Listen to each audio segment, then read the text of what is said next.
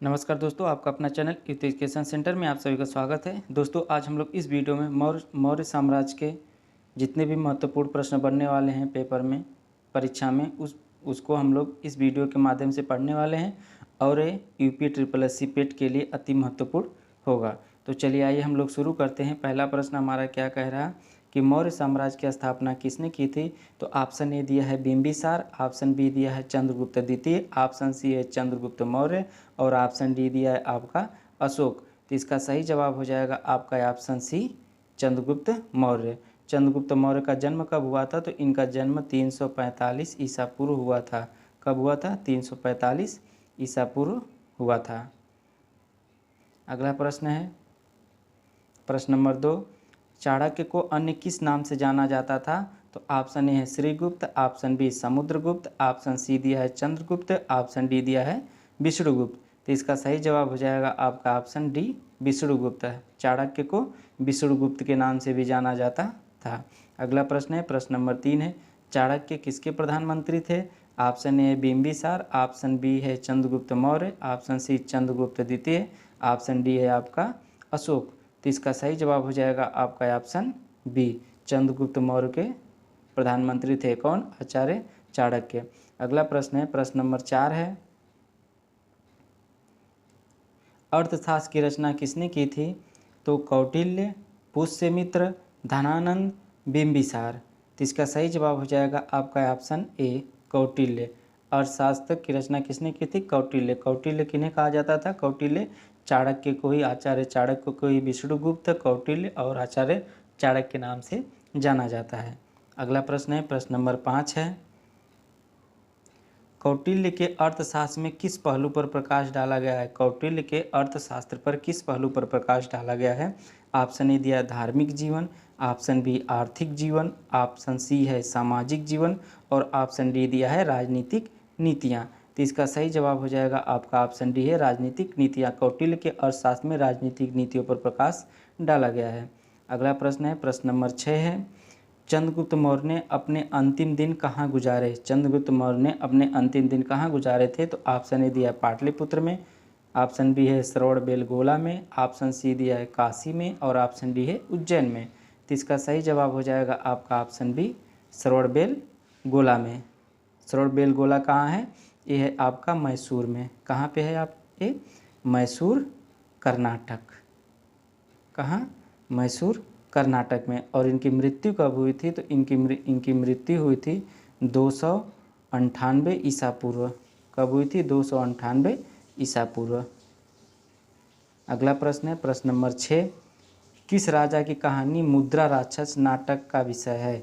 तो option A है चंद्रगुप्त द्वितीय, option B Chandragupta Maurya, option D दिया है जयचंद, ऑप्शन डी दिया है चंद्रपीठ। तो इसका सही जवाब हो जाएगा आपका ऑप्शन बी चंद्रगुप्त मौर्य। अगला प्रश्न है प्रश्न नंबर 8, प्रसिद्ध यूनानी राजदूत मेगस्थनीज भारत में किसके दरबार में आया था? मेगस्थनीज भारत में किसके दरबार में आया था? तो option A Chandragupta Maurya, option B Bindusara, option C Ashoka और ऑप्शन डी दिया है हर्षवर्धन। तो इसका सही जवाब हो जाएगा आपका ऑप्शन ए चंद्रगुप्त मौर्य। ठीक है, एक चीज़ आप जान लीजिए, चंद्रगुप्त मौर्य के पुत्र कौन थे? बिंदुसार थे। और बिंदुसार के पुत्र कौन थे? तो बिंदुसार के पुत्र सम्राट अशोक थे। ठीक है, अगला प्रश्न है प्रश्न नंबर 9 है कि इंडिया नामक पुस्तक के लेखक कौन है? इंडिया नामक पुस्तक के लेखक कौन है? तो option A Faxian, option B Xuanzang, option C है इत्सिंग, ऑप्शन डी है मेगस्थनीज। तो इसका सही जवाब हो जाएगा आपका ऑप्शन डी मेगस्थनीज। इंडिया नामक पुस्तक के लेखक कौन है? मेगस्थनीज है। अगला प्रश्न है प्रश्न नंबर 10 है, बिंदुसार के शासन के दौरान अशांति कहाँ थी? बिंदुसार के शासन के दौरान अशांति कहाँ थी? तो option A Ujjain, option B है स्वर्णगिरी, ऑप्शन सी तक्षशिला और ऑप्शन डी वैशाली। तो इसका सही जवाब हो जाएगा आपका option D, option C Taxila. और इस अशांति को दूर करने के लिए बिंदुसार ने अपने पुत्र किसे? अशोक को वहाँ भेजा था। अगला प्रश्न है प्रश्न नंबर 11, सम्राट अशोक किसके पुत्र थे? सम्राट अशोक किसके पुत्र थे? तो ऑप्शन ए चंद्रगुप्त मौर्य के, ऑप्शन बी बिंदुसार के, ऑप्शन सी बिंबिसार के, ऑप्शन डी दिया इनमें से कोई नहीं। तो इसका सही जवाब हो जाएगा आपका सम्राट अशोक किसके पुत्र थे? तो ऑप्शन बी इसका सही जवाब हो जाएगा बिंदुसार के पुत्र थे। और बिंदुसार किसके पुत्र थे? तो बिंदुसार चंद्रगुप्त मौर्य के पुत्र कौन थे? बिंदुसार थे। और बिंदुसार का पुत्र कौन था? तो बिंदुसार का पुत्र अशोक था। अगला प्रश्न है प्रश्न नंबर 12। मौर्य वंश का अंतिम शासक कौन था? मौर्य वंश का अंतिम शासक कौन था? Option A Chandragupta Maurya, option B Susima, option C Ashoka और ऑप्शन डी है बृहद्रथ। तो इसका सही जवाब हो जाएगा आपका ऑप्शन डी बृहद्रथ। मौर्य वंश का अंतिम शासक कौन था? बृहद्रथ था। बृहद्रथ की हत्या किसने की थी? तो बृहद्रथ की हत्या पुष्यमित्र, कौन? पुष्यमित्र शुंग ने की थी। पुष्यमित्र शुंग ने की थी। और इन्हीं की हत्या करने के बाद पुष्यमित्र शुंग ने शुंग वंश की स्थापना की थी। अगला प्रश्न है प्रश्न नंबर 13 है। निम्नलिखित में से वह व्यक्ति कौन है जिसका नाम देवनाम प्रियदर्शी था? Option A Mahavira, option B Chandragupta Maurya, option C Ashoka और ऑप्शन डी गौतम बुद्ध। तो इसका सही जवाब हो जाएगा आपका ऑप्शन सी अशोक। कौन है? Option C Ashok. अशोक का ही नाम क्या नाम था? देवनाम प्रियदर्शी था। अगला प्रश्न है निम्नलिखित अभिलेखों में से किसमें अशोक का नाम उल्लेख हुआ है? ऑप्शन ए है गुर्जरों में, option C Brahmagiri, option B, option C है सारनाथ में, ऑप्शन डी दिया अरौरा में। तो इसका सही जवाब हो जाएगा आपका ऑप्शन ए गुर्जरों में। अशोक के नाम का उल्लेख कहाँ किस अभिलेख में है? तो गुर्जरों में है। अगला प्रश्न है प्रश्न नंबर 15। कलिंग युद्ध की विजय तथा छत्री का वर्णन अशोक के किस शिलालेख में है? कलिंग युद्ध की विजय तथा क्षत्रियों का वर्णन अशोक के किस शिलालेख में है?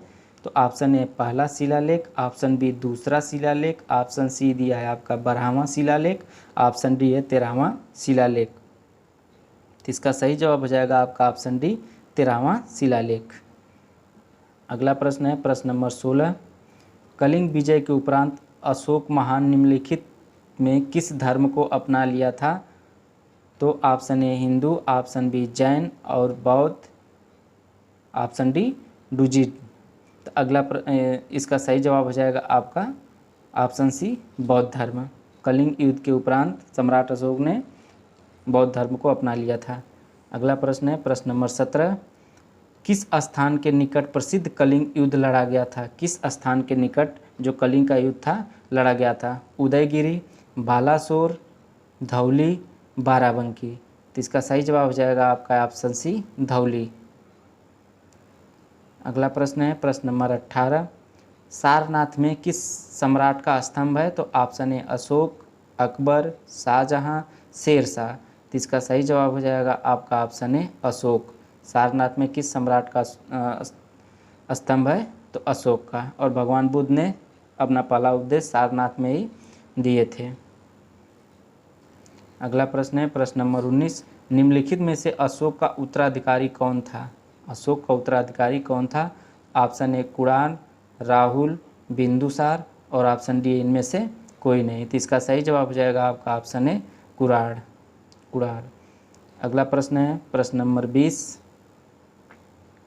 सांची का स्तूप किस कला व मूर्ति का निरूपण करता है? सांची का जो स्तूप है वो किस कला व मूर्ति का निरूपण करता है?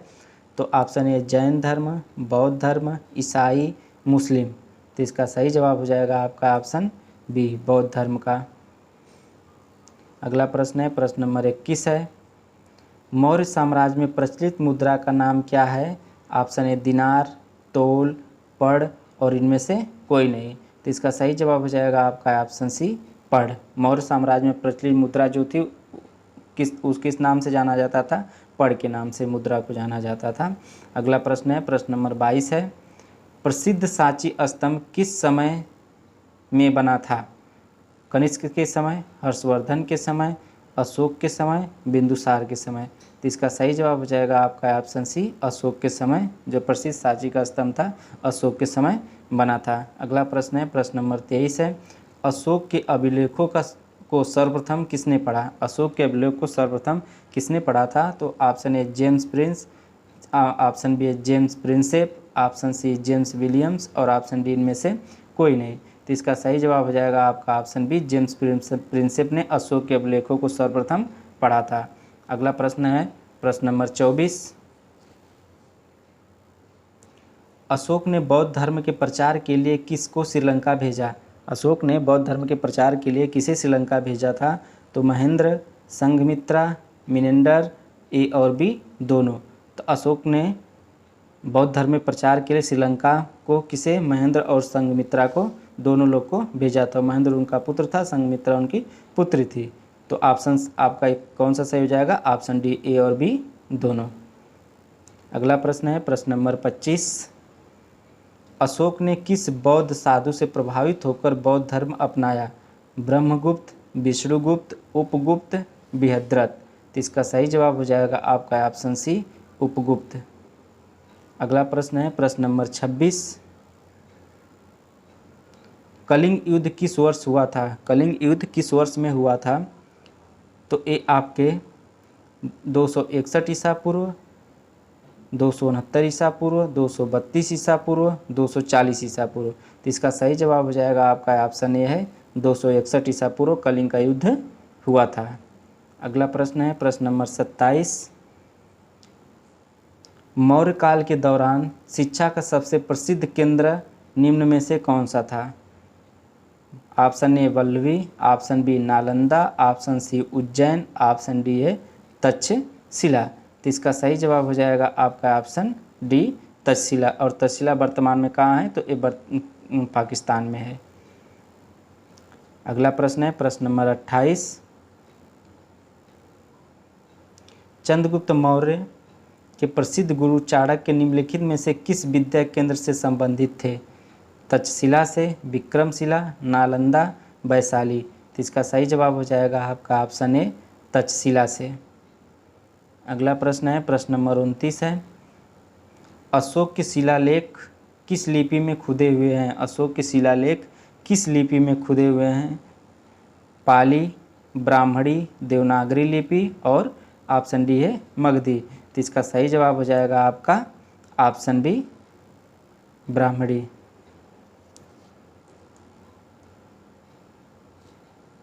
ब्राह्मणी नहीं, ब्राह्मी लिपि होगा। अगला प्रश्न है प्रश्न नंबर 30। मौर्य वंश के तत्काल बाद किस वंश ने आकर मगध राज्य पर शासन किया? मौर्य वंश के तत्काल बाद किस वंश ने आकर मगध राज्य पर शासन किया? ऑप्शन ए है नंद वंश, ऑप्शन बी शुंग वंश, ऑप्शन सी है कर्ण वंश और ऑप्शन डी है सातवाहन वंश। तो इसका सही जवाब हो जाएगा आपका ऑप्शन बी, शुंग वंश। मौर्य वंश का अंतिम शासक जो था बृहद्रथ था। तो बृहद्रथ को पुष्यमित्र शुंग ने मारकर शुंग वंश की स्थापना की थी। ठीक है, तो ये वीडियो का लास्ट प्रश्न था। ठीक है, और कुछ महत्वपूर्ण बातें जो हम लोग जान लेते हैं। अमित्रघात के नाम से बिंदुसार को जाना जाता था। बिंदुसार को अमित्रघात के नाम से जाना जाता था। अमित्रघात का अर्थ होता है शत्रु विनाशक। क्या होता है? शत्रु विनाशक होता है। पुराणों में अशोक को अशोकवर्धन कहा गया। पुराण में अशोक को क्या कहा गया? अशोकवर्धन कहा गया। उपगुप्त नामक बौद्ध भिक्षु से अशोक को बौद्ध धर्म की दीक्षा दी। अशोक की माता का नाम सुभद्रांगी था। अशोक की माता का नाम क्या था? सुभद्रांगी था। अशोक के समय सरकारी भूमि को सीता भूमि के नाम से जाना जाता था। सीता भूमि कहा जाता था। ठीक है, अगर वीडियो पसंद आया तो चैनल को सब्सक्राइब करिएगा, वीडियो को शेयर करिएगा। धन्यवाद।